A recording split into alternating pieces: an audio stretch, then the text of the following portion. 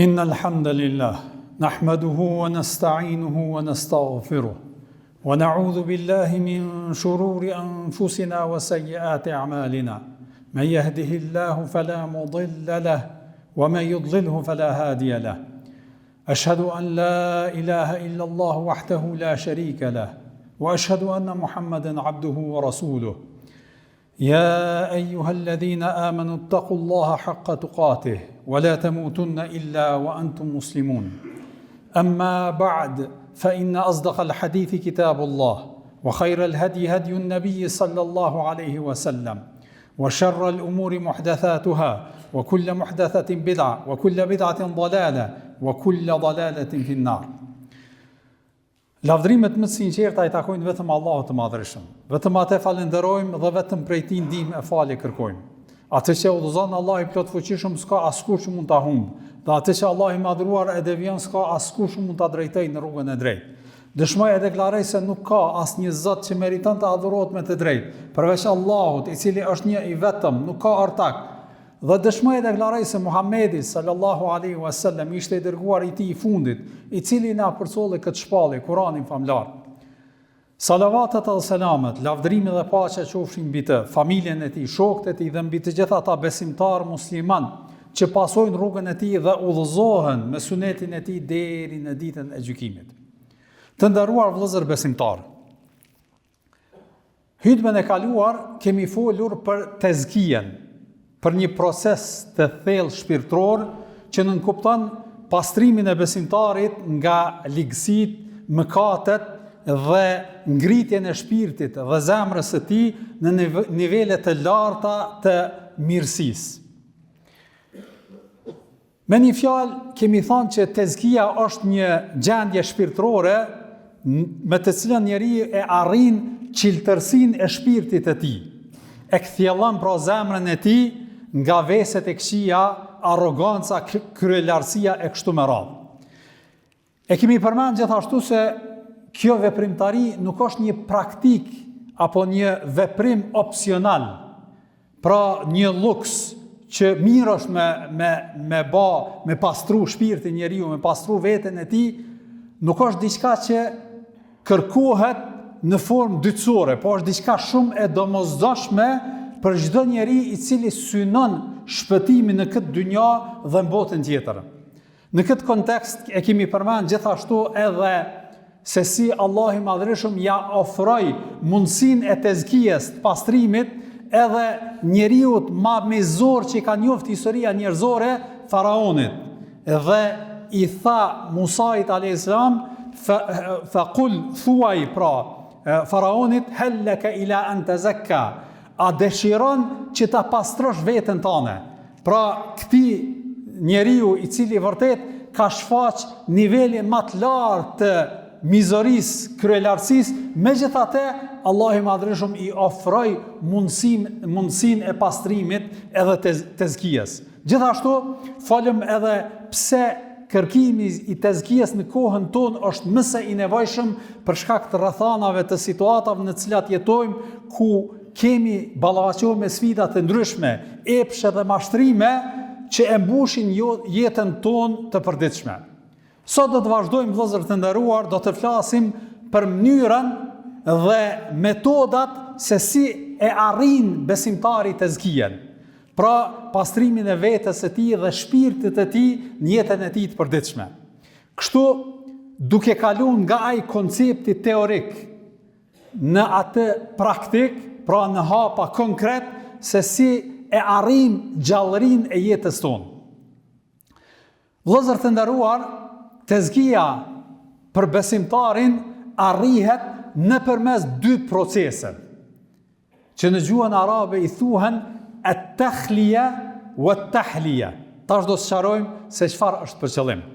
At-takhliya, kuptimi i tij është se është për qëllim pastrimi, zbrazja e shpirtit tonë, dhe është për qëllim pra kur njeriu e zbraza, po e pastron shpirtin e tij nga çdo gjë që e ndot, nga çdo gjë që e zhyt personalitetin apo shpirtin tonë në përgjithësi, duke filluar nga mëkatet, veset e këqija, kryelartësia, zilia, syefasësia e kështu me radhë, dhe kështu e pastron shpirtin tënë një lloj sikur se pastrohet pasqyra që është e ndotur.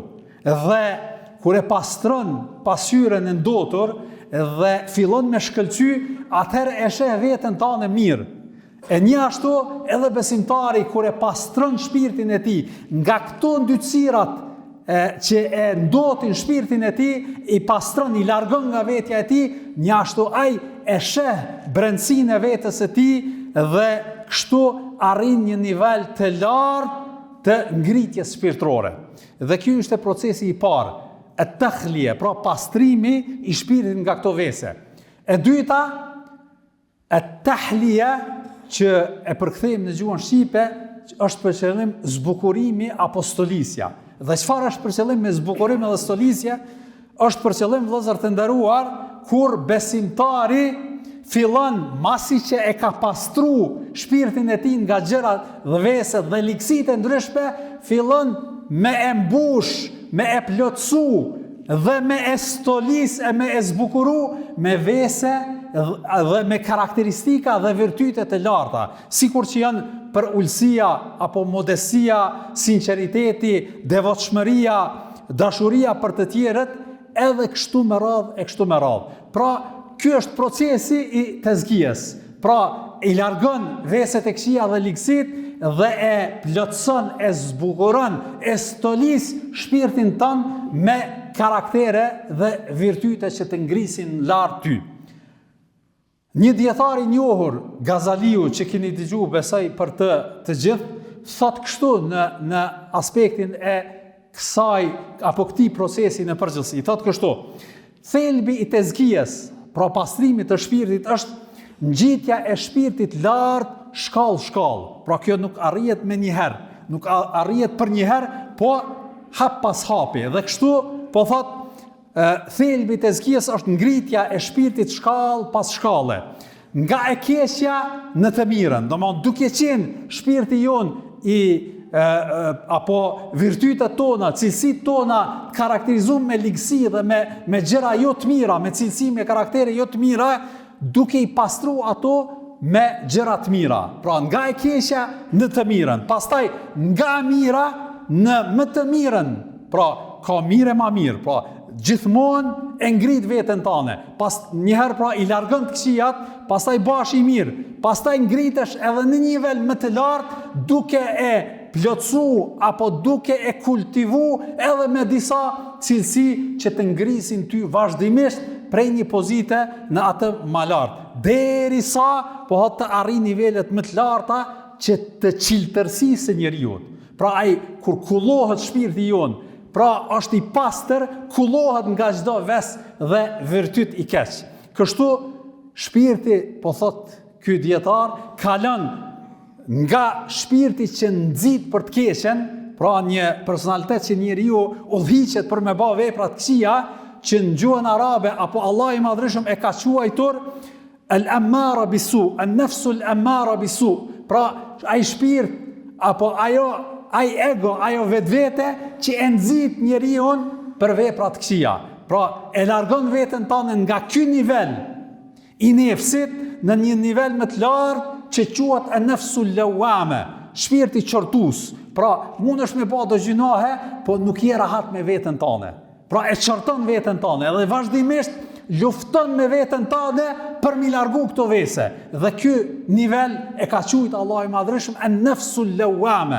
Pra nefsi kritikus që e qorton veten e tij vazhdimisht, edhe nga ky nivel pastaj i thot kalon në një nivel edhe më të lartë që quhet an-nafsu al-mutma'inna. An-nafsu al-mutma'inna është ai shpirt i qetësuar, i qetë, i kënaqur. Pse e ka gjetë rahatin shpirtërore. Dhe kjo është do thot, ashtu si po e formulon ky dietar vat, an-nafsu al-mutma'inna, ai shpirt i cili është i kënaqur me veten e tij dhe Zoti është i kënaqur me të. Zoti është i kënaqur me të. Prandaj në surën Al-Fajr ka fundi apo ajetet e fundit, Allah i Madhërisht këtij nefsi i thot futu në xhenet. Pra ky është ai i cili ka më u fut në xhenet. Vëllezër të nderuar, prandaj duhet me pas parasysh edhe atë aspekt se vërtet pastrimi i shpirtit, përfitimi nga kjo tezkia dhe nga ky pastrimi i shpirtit nuk është një përfitim që na siguron gjithsesi shpëtimin në botën tjetër, po gjithashtu kjo është i rëndësishëm nëse dojmë arrit edhe rahatin shpirtërore në këtë dynja. Me arrit rahatin shpirtërore në këtë dynja, për arsye se ai njeri i cili mrrin këtë nivel është rahat, është i qetë, ndaj çdo sfide, ndaj çdo sprove, ndaj çdo ballafaqim që e kanë këtë jetë, që janë të shumta dhe të ndryshme, ai është i rahat, qetë, pse gjitha veprimet, punët e tij ja dorëzon Zotit Madhreshëm dhe nuk e gjen ai veten e tij në asnjë rrethon që me dal prej binarve, me dal prej asaj që është e natyrshme, pavarësisht çfarë do fatkesie ballafaqohet me të. Prandaj shembullin e kësaj e tregon mas miri një tjetër dietar i njohur dhe një njeri që është shembulli i devotshmërisë edhe pastrimit të shpirtit, keni dëgjuar për të, është Ibrahim el-Adham.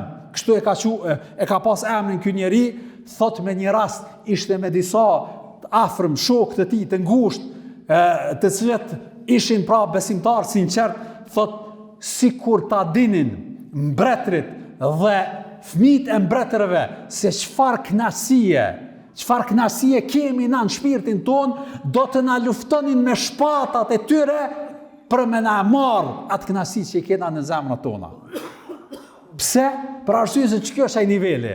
Edhe pse po do të na luftonin mbretërit edhe bijtë e mbretërve, për arsye se ata kanë pasurit kësaj dynjaje, çdo sen i kanë, çdo gjë që kërkojnë u realizohet atyre. Megjithatë, në brendësinë e tyre e kanë të zbrazur apo e kanë të paplotësuar me këtë rehati dhe me këtë qetësi. Prandaj po thot do të na luftonin me shpatat e tyre për me na rrëmby dhe me na marr këtë që e kena në zemrat tona. Po s'mundem me marr, për arsye se kjo nuk arrihet me diçka që e merr prej dikujt, po arrihet me kalitjen e vetes tane që ja bën në jetën tane të përditshme. Pra, i largon ato vese edhe e kultivon me vese të mira. Të nderuar vëllezër, këto janë ato hapat konkret që duhet me i pas parasysh besimtari, i cili synon me e arrit këtë tezkije edhe këtë rahati shpirtërore. Do t'i përmeni konkretisht për arsye se synojmë që nga i aspekti që shtash pak më herët teorik me kaluna hapa konkret se qysh me punu me veten tane nëse don me arrit edhe me ngrit veten tane hap pas hapi në nivelet e larta deri sa të arrin te ai nefsil mutmainne, pra te ai shpirt i rahatum, i qetësum që po e përmend ky dietar, cilat janë ato veprima që duhet me i pas parasysh. Pastrimi i zemrës vëllezër të nderuar bëhet duke e largu pra çdo gjë që e ndot atë. Sikurse e para është syefasia. Në gjuhën arabe i thënë erria. Pra kur njeri bën vepra të mira, po në zemrën tane nuk je shumë i qiltër, nuk je shumë i pastër, pse pe bën atë vepër të mirë?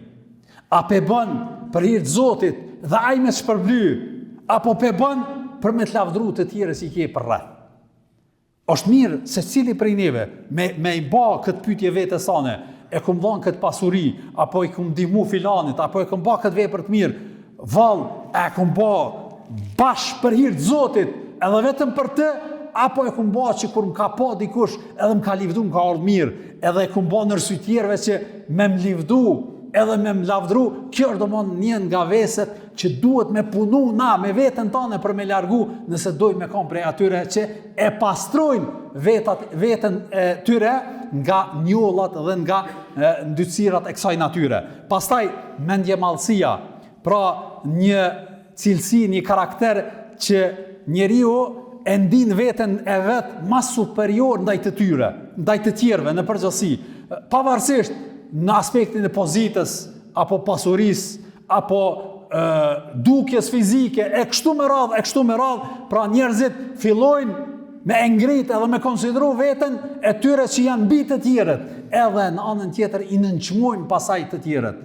Dhe e bëjmë këtë test vetës tane vallë, e kam këtë karakter të zhvilluar veten tame.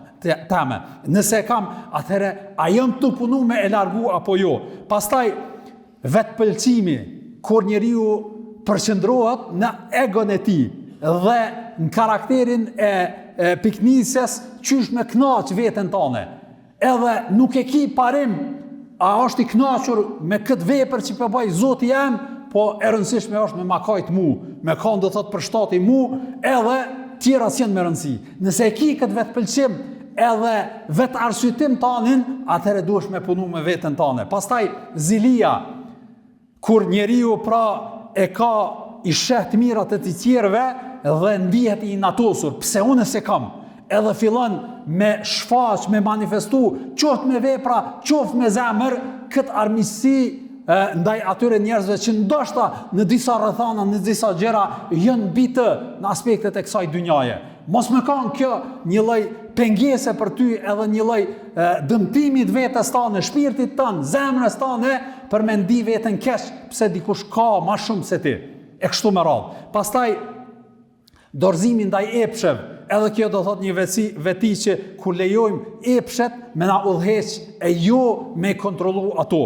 Pastaj pakujdesia ndaj mëkateve, pastaj kooperacia dhe lakmia, e kështu me radhë, këto janë disa nga veset që duhet na secili prej neve me punu me veten tonë për me i largu nëse dojmë me arrit apo me ngrit në nivele të larta të pastrimit të shpirtit. Prandaj edhe thot një dietar, thot kush dëshiron pastrimin e gjendjes së tij, atëherë le të filloj me pastrimin e veprave të tij. Veprat e fizike, po edhe veprat zemrës. Këto quhen veprat zemrës në terminologji vëllezër të nderuar, sinqeriteti, veprat e kësaj natyre në përgjithësi. Pastaj, cilat janë ato vepra që e stolisin zemrën tonë, janë sikurse sinqeriteti, pra me ba vepra vetëm për hir të Zotit, pastaj devotshmëria, me ka njëri prej atyre që e ka frikë Zotin e Madhreshëm në çdo sjellje dhe në çdo hap të cilin e qet, pastaj pendimi ndaj Zotit Madhreshëm, falënderimi, me ka falënderues për ato të mira që i kanë në dispozicion, pastaj për ulësia, modësia njëri, pavarësisht a ka pozit, a pasuri, a rrethon, gjithmonë me e manifestu një modesti dhe një përulësi e asesi ngritje dhe mendjemalsi, pastaj frika dhe shpresa ndaj Allahut Madhreshëm që e plotësojnë dhe e mbushin, pra e stolisin zemrën tane, këto dy karaktere dhe modestia në përgjithësi në çdo rrethon dhe në çdo situatë. Të gjitha këto vëllezër të nderuar prodhojnë që njeriu me kanë vepërmir në jetën e tij të përditshme. Dhe kjo është faza kur shpirti fillon të shkëlqejë dhe të ndriçojë.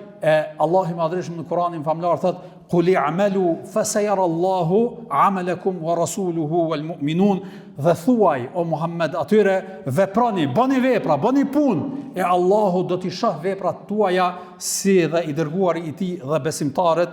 O Allah, pastroj zemrat tona, na dhuro sinqeritet, devotshmëri dhe durim, na mbroj nga smundjet e zemrës, nga mëkatet, na bëj prej atyre që i ke pastruar dhe i ke ngritur pranë vetes tane. Wa sallallahu ala nabina Muhammad wa ala alihi wa sahbihi ajma'in. Alhamdulillahi rabbil alamin wal aqibatu lil muttaqin wala udwana illa ala adh-dhalimin was salatu was salamu ala rasulina Muhammad wa ala alihi wa sahbihi ajma'in. أعوذ بالله السميع العليم من الشيطان الرجيم إن الله وملائكته يصلون على النبي يا أيها الذين آمنوا صلوا عليه وسلموا تسليما اللهم صل على محمد وعلى آل محمد كما صليت على إبراهيم وعلى آل إبراهيم إنك في العالمين حميد مجيد اللهم بارك على محمد وعلى آل محمد كما باركت على إبراهيم وعلى آل إبراهيم إنك في العالمين حميد مجيد أعوذ بالله السميع العليم من الشيطان الرجيم إن الله يأمر بالعدل والإحسان وإيتاء ذي القربى وينهى عن الفحشاء والمنكر والبغي يعظكم لعلكم تذكرون